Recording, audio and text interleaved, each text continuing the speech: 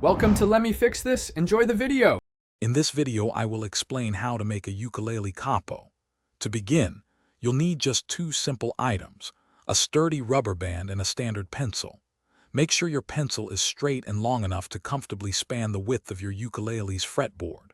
Also, check that your rubber band is strong and has good elasticity, as it will be doing all the work to hold everything in place. These basic materials are all you need to get started on your DIY capo. Now, let's start assembling your capo. Take your pencil and place it directly on the ukulele's fretboard. You want to position it just behind the fret where you want to place the capo. For example, if you want a capo at the second fret, place the pencil just behind the second fret wire. Hold the pencil firmly with one hand to keep it from rolling. With the pencil in place, take your rubber band. Wrap it around both the pencil and the back of the ukulele's neck. You'll likely need to wrap it several times to create enough tension.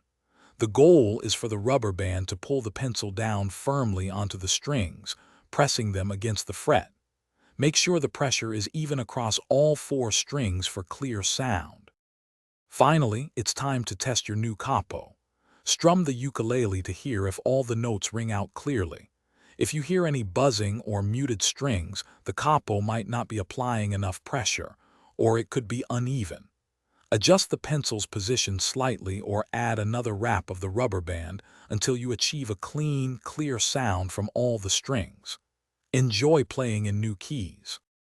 Thanks for watching. If you found this helpful, don't forget to like and subscribe.